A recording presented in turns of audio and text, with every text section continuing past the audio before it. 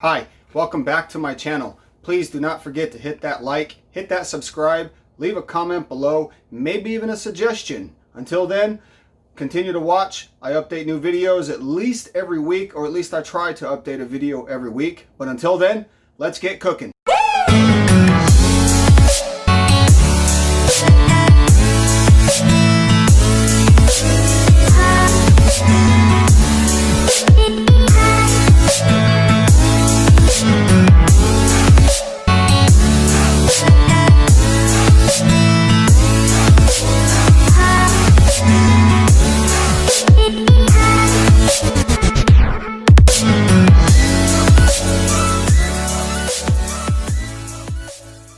Welcome back, and with these ingredients right in front of us, we are going to make three phenomenal spaghetti dishes. The first one is going to be spaghetti al pomodoro. Excuse me, my Italian is not exactly perfect, but we're going to go ahead and roll right into this. So into a medium saucepan, we're going to put in roughly 2 tablespoons of olive oil. Now the Italians love to cook with olive oil, okay? It's something that's very common with a lot of Italian dishes. So to make the homemade spaghetti sauce, what we're going to do is we are going to take some shallots. And we're going to take some shallots, we're going to dice them up, and we're going to place them into the bottom of the pan. And we're going to basically cook these down and bring out a lot of the flavors.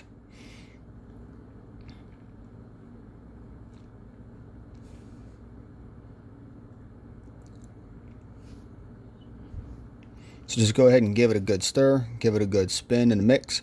And let's go ahead and talk about homemade Italian spaghetti sauces.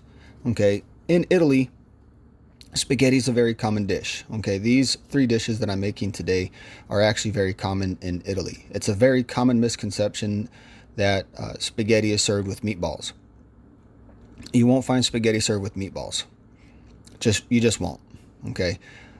Real quick, next we're going to chop in, or we're going to crush in roughly 2 cloves of garlic. Crushed garlic adds a lot more flavor to the pasta dish or to the sauce itself. So just go ahead and crush in roughly 2 cloves of garlic. These dishes, it's really hard to put down exactly how much of a specific ingredient you need, because the dish is basically built upon flavor. So you need flavor. Okay, so everybody's flavor profile is going to be different. Some might think that 2 garlic cloves is too much. All right, some might think it's not enough. Okay, so you just want to go slowly and taste as you go. Okay, another misconception with Italian spaghetti is that there is a spaghetti sauce that you can find in the United States. It is called a bolognese. Bolognese is built upon this theory that it was created in Bologna, Italy, and it wasn't. It doesn't exist. It really doesn't. Okay, there is no bolognese sauce in Italy.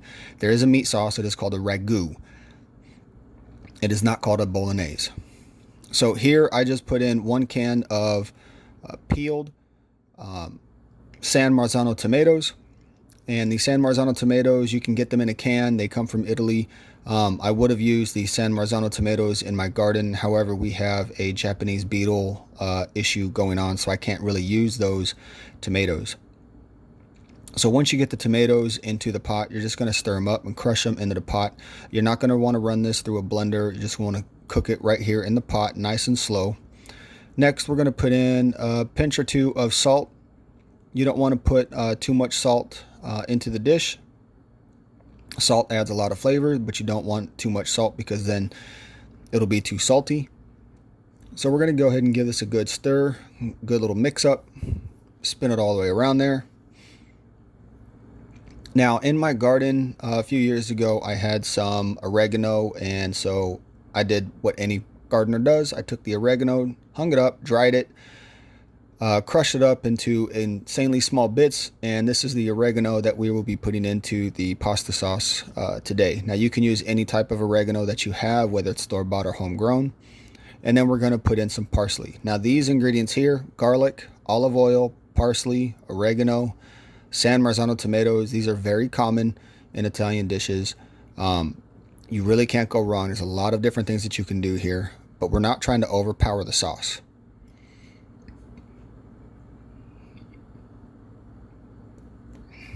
So we're going to go ahead and get that stir it around, get it all mixed up. We're going to put it on the back burner, and we're going to move on to the pasta.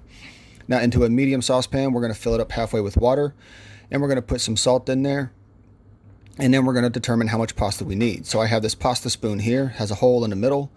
You take your pasta and you can put it right through that hole, and you can determine exactly how much pasta you need for a single serve. Now, this is good for a single person if that's all you're cooking for, because then it tells you exactly how much pasta you need for yourself. Okay, you can always get a genuine pasta size measurement tool. There's a name for it. I don't know the actual name for it, but all we're using is the backside of a pasta spoon. So when you put it into the water, just drop it in there. There's no need to break the pasta in half. Okay, drop it in there and let the pasta soak up the water. Now, if you want to know how to make your own pasta, you can click the link above and you can learn exactly how to make your own pasta. I'm using store-bought pasta because I don't have any homemade pasta and don't have the time to cook it right now. Now, to get the pasta all the way into the pot, I like to use a pair of silicone-coated tongs. These are great. They really work amazingly well, especially when cooking pasta. And we're just going to slowly, slightly twist, turn, and put everything in there. And we're going to cook the pasta until it is al dente. For this pasta, it's going to take roughly 10 minutes. If you're using fresh pasta, it'll take about a minute, maybe two at the most. So once the pasta is done, this is what it should look like. Pasta does thicken up. You see a lot of people that'll drain the pasta through a colander. Don't do that. There's really no need to do that. The pasta water, you want to use the pasta water. It comes in handy. It helps the sauce stick. So now we're going to go on to plating. So to plate this first dish, the spaghetti al pomodoro, we're going to place the spaghetti dead center into the middle of the plate. There's no need to be super fancy here. We're just going to drop this right on there in a neat, orderly fashion. So go ahead and just place it all on there. Get as much pasta as you want. And then we're going to top it with the homemade pasta sauce.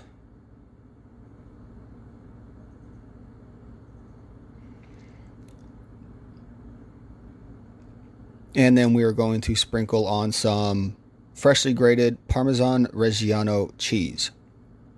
Okay, you can use the store-bought pre-shredded Parmesan cheese if you want. I really came to really enjoy freshly grated Parmesan cheese. I try to use it on almost everything. So just want to put on enough cheese on there that you possibly can. And this here is the first of 3 dishes that you will see in this video. So the next dish that we're going to be working on is spaghetti alla vongole, which is spaghetti with clam sauce. Now the clam sauce, what we're going to be doing to make this is a skillet like so. And in this skillet, we are going to put in roughly 2 tablespoons or 3 tablespoons, again, it is your call, of olive oil. Now it's best to use fresh clams. I was not able to get a hold of fresh clams, so I went with the next best option. And that was clams in a can, and I'll explain that here in a minute. To get started with the sauce, we're going to use half of a small onion diced up. We're going to put that in there, stir that around, and let that cook down a little bit until the onion starts to release some of its amazing flavor. You want to use a good portion of olive oil when you're making the sauce, because you want the sauce to kind of thicken up a bit and have a little bit of good flavor to it. So now we're going to crush in some garlic. And let me talk about the clams as I'm crushing in the garlic here. So when you go to the store and you can't find fresh clams at your local fish market, or all you can find are clams at the store that are frozen, do not use frozen clams. You don't want to use frozen fish in anything. Okay, so the next thing that you can do is you can find canned clams. Now, when you look on the can of the clams, you'll see on the back what's in the can itself. You'll see that a lot of cans have sugar in the can itself. I believe it's there as a preservative. You don't want to use the cans that have sugar in it. I found a can. You can see it in the opening video. In the opening of the video, it's clams in clam juice, and that's it. It's just wholesome clams, and here we go with the clams. So once we have the onions cooked down a bit, we have a little bit of salt thrown in there. We're going to dump our clams right into the sauce. And we're basically going to mix this up, stir it up and around. All right, it's very watery right now, and that's perfectly fine. It's actually going to thicken up a little bit, and it won't be as watery.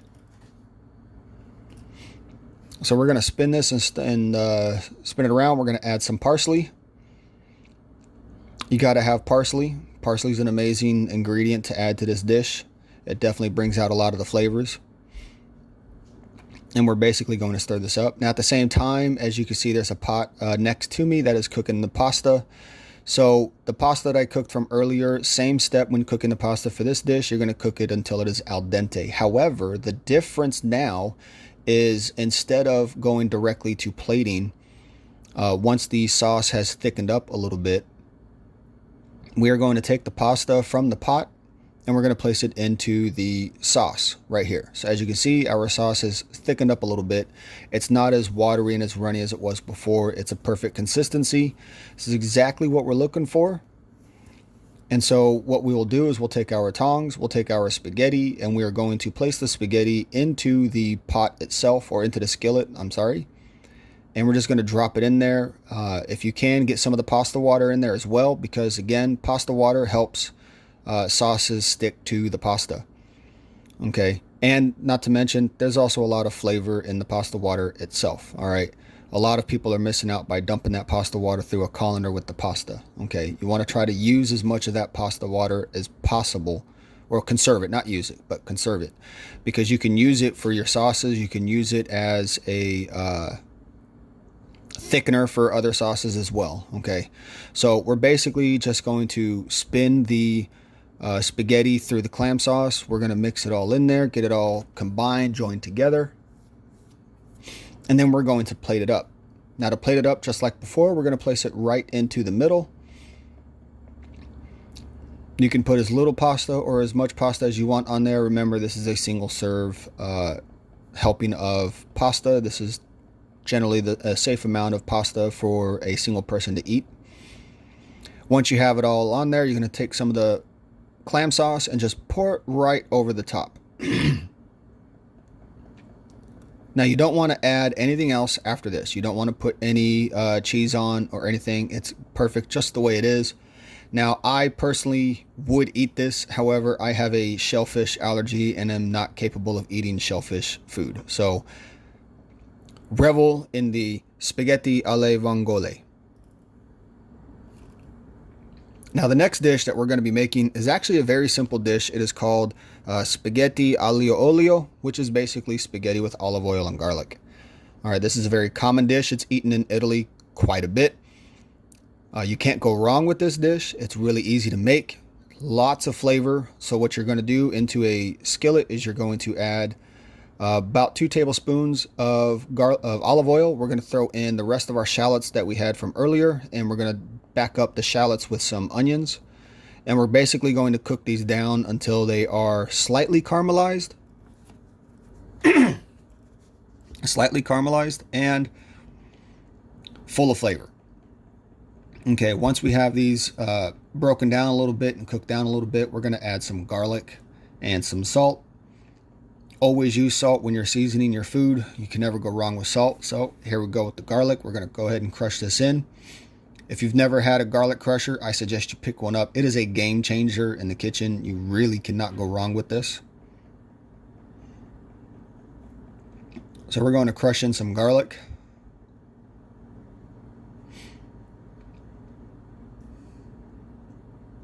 Probably about 2 cloves here. I did eat this dish when it was done. It was actually very good. I love it. Like I said, it's a common dish. It's made quite a bit in Italy. You can find it literally anywhere in Italy, as long as you go outside of the tourist traps. If you go to the tourist traps, you're going to find typical food that you could find at like an Olive Garden, which is your spaghetti with meatballs and bolognese and everything else that doesn't really exist. You have to go beyond the tourist traps to find the real Italian food. I've had a lot of friends stationed in Italy. I've had a lot of people stationed in Italy. My wife is part Italian. So being able to experience traditional Italian food is something I've been able to enjoy quite a bit. So the pasta, before we get the pasta to al dente, we're going to take it out of the pot and we're going to mix it in with the olive oil and the garlic and the shallots and onions, and we're going to stir it in there. We're going to add in a little bit of parsley, and we're going to continue stirring it up, and we're basically going to finish the pasta right here in the skillet. Okay, so if the pasta takes about 10 minutes to cook to al dente, we're going to take it out about 8 minutes, and we're going to move it over to the skillet and let the pasta finish cooking in the juices that are in the skillet. And trust me, you can't go wrong with this. It's an amazing dish. This is something that you can make easily by yourself. Spur of the moment. It literally took me less than 8 minutes to cook this meal. It was actually pretty great. So we're going to go ahead and mix this all up there, and then we're going to plate it just like before. We're going to take it, we're going to plate it right into the middle of the plate. Go ahead and get everything on there. Try not to make too much of a mess. Go ahead and put it all on there. And now that it's on there, I like to top it off with some freshly grated Parmesan Reggiano. I am a sucker for freshly grated Parmesan cheese, so I like to put a little bit more than what should be. And there we have it. There is your spaghetti aglio olio. So you just saw 3 dishes. I hope you enjoyed it. Please stay tuned for more. I plan on updating again next week.